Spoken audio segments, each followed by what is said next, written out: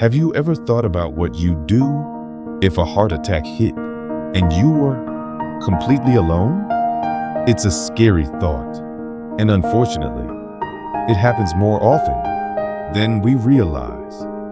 Many people believe they'll have time or that someone will be there to help. But the truth is, the first few minutes are the most critical, and what you do or don't do can make all the difference.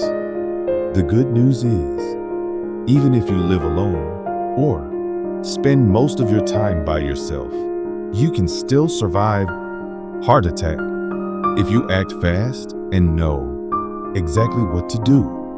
In this video, we're going to walk through 7 crucial things you must do the moment a heart attack starts, and you're the only one around. These steps are simple, practical, and life-saving. You don't need medical training. You don't need fancy equipment. You just need to be prepared and stay calm. We'll break it down step by step.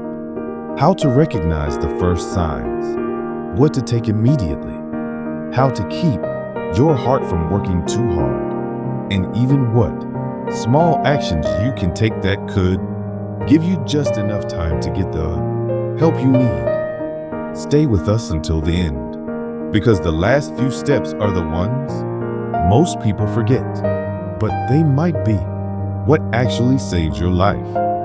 Don't wait until it's too late to learn what your body is trying to tell you. Let's get started. Number 1, recognizing the earliest warning signs.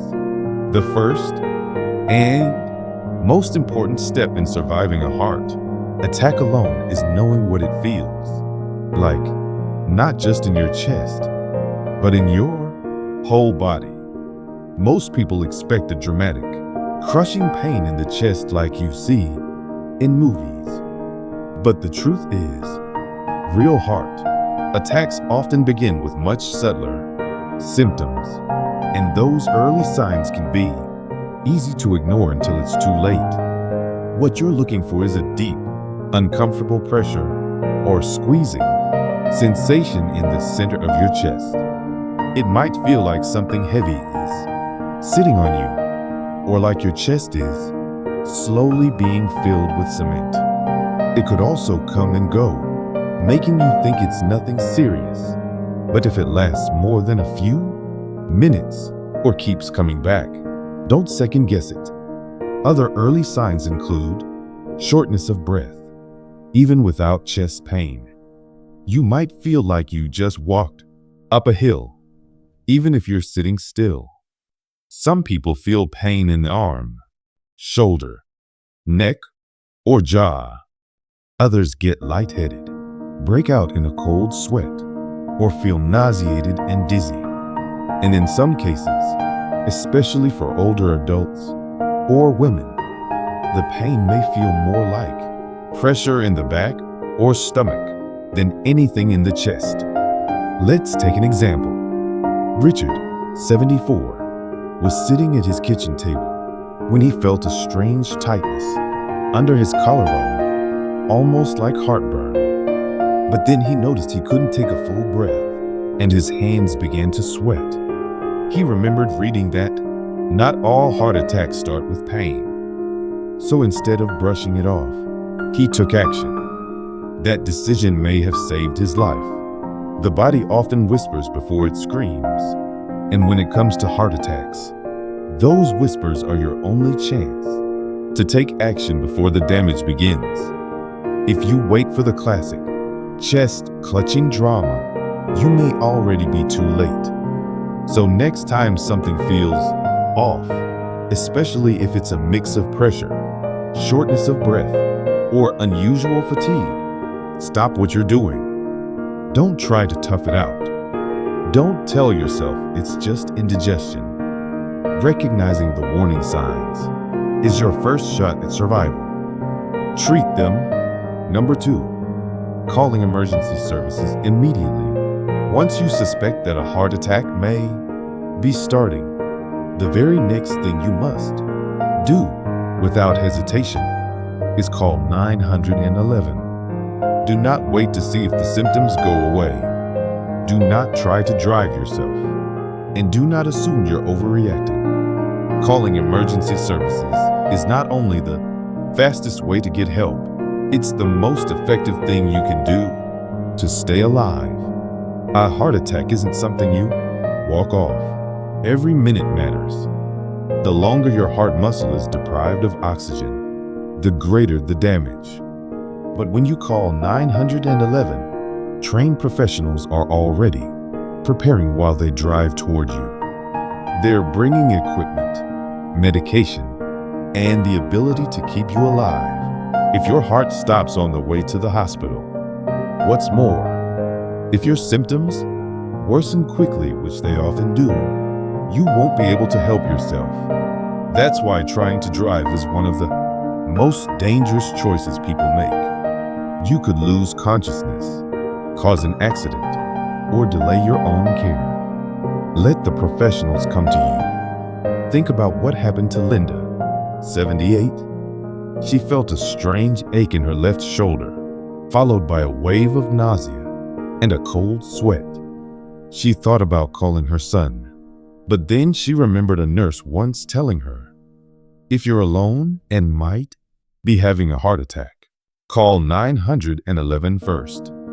Talk to your family later. She made the call. By the time the ambulance arrived, her symptoms had intensified, but the team was ready. They stabilized her on the spot. That phone call saved her life. You don't have to be sure you're having a heart attack to call for help. The dispatcher won't be upset if it turns out to be something else. In fact, they'd rather send help you didn't need than miss a chance to save your life.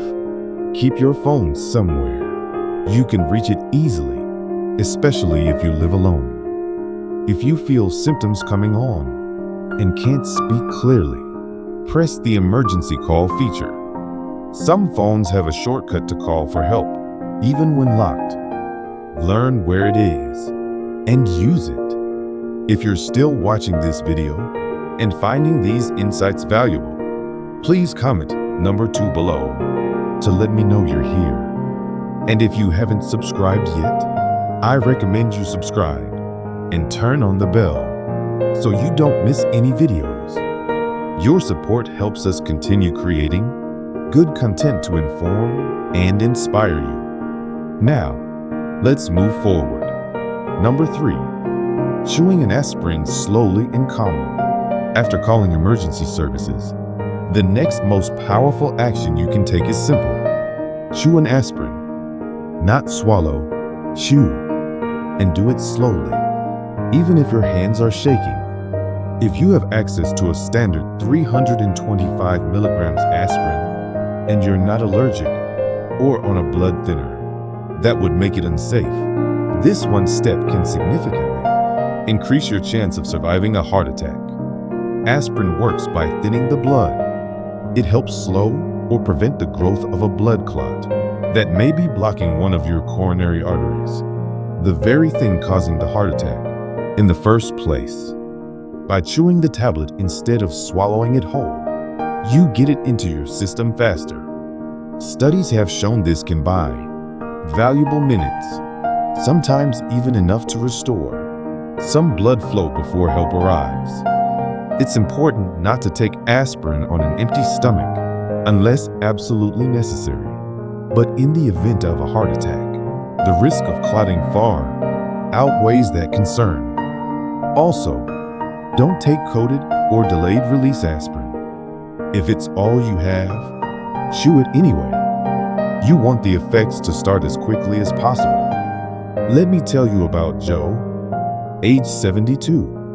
One morning, he felt a tightness spreading from his chest to his neck. He remembered he had a bottle of aspirin in the kitchen cabinet. He chewed one while sitting down and waiting for the paramedics. Later, his cardiologist told him that single action likely reduced the damage to his heart muscle. That little pill, the doctor said, kept things from getting worse.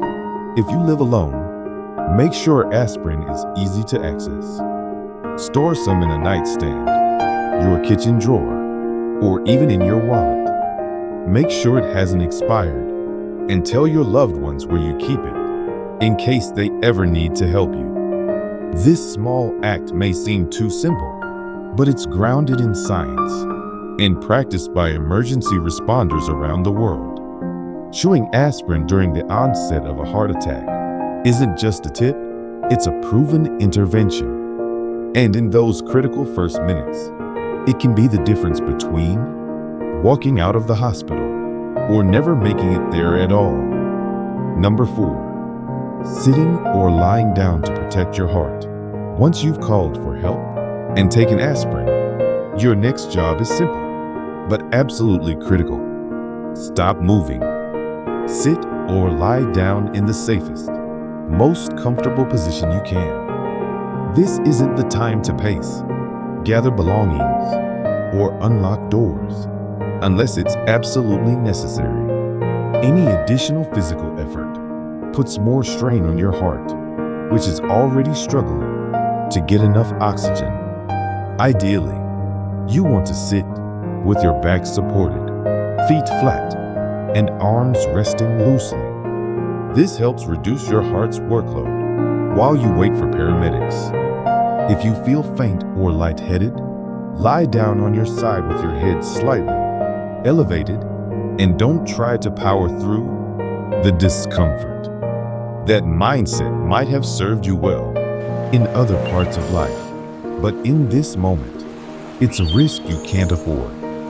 It's common for people to feel embarrassed calling for help, and then just sitting there doing nothing. But make no mistake, doing nothing is doing something. It gives your heart a chance to stabilize. It slows your breathing, and it keeps your body from burning through its already limited oxygen supply. Take the story of Alice, 81. When she felt pressure radiating across her chest, her first instinct was to clean up the kitchen and get herself together. But she remembered what her doctor once said: if you think it's your heart, sit down. Everything else can wait. She sank into her favorite recliner and waited for help. That stillness, she later learned, likely prevented her symptoms from escalating into full cardiac arrest. So if you ever feel those symptoms creeping in, pressure, shortness of breath, dizziness, don't try to finish what you're doing. Stop right where you are, or move as little as possible to a safer spot. Sit or lie still, breathe slowly, and let your body focus on just one job: surviving. And here's something simple, but often overlooked. If you're on a chair without armrests, don't let your body slump. Keep your spine supported and your breathing open. The more relaxed and upright your position, the less effort your heart has to make. If you're still watching this video and finding these insights valuable, please comment number 4 below to let me know you're here. And if you haven't subscribed yet, I recommend you subscribe and turn on the bell access so you or a loved one can open it remotely in case of emergency. Let's move forward. Number 5, unlocking your door for emergency responders. If you still have enough strength after calling for help and settling down, one of the most helpful things you can do is unlock your front door. It may seem like a small step, but in an emergency, even seconds matter, and a locked door can delay treatment when time is everything. Paramedics are trained to break in if needed, of course, but forced entry adds time, causes damage, and might even startle or injure you if you're close to the entry point. Unlocking the door in advance lets them walk right in and begin care immediately. That simple act could save several minutes that your heart might not have. If you live alone, especially in an apartment or gated community. Think through the logistics before a crisis ever happens. Is your door easy to open from the inside? Do you have a visible address? Is there a spare key someone nearby can access? These are things that don't seem urgent until they suddenly are. Consider Paul, 76, who lives in a small condo. When his symptoms began, he called 911, chewed an aspirin, and unlocked his door, all in under 2 minutes. The paramedics said that single action helped them reach him 30 seconds faster and saved them from having to break in. That's the last thing I would have thought of. He later said, but it might have been what got me help just in time. If walking to the door feels too risky, don't do it. Sit down and focus on your breathing. But if you're close to the door and feel steady enough to reach it safely, go ahead and unlock it. You might also consider a smart lock with remote access, so you or a loved one can open it in case of emergency without needing to get up at all. From wasting precious minutes and possibly making a dangerous mistake, access or a medical lockbox for your key, especially if you live alone or have mobility challenges, is a small act of preparation, but it sends a message to the people coming to save you. You're ready. You've done your part. Now it's their turn to do the rest. Number 6, using your phone speaker or medical ID features.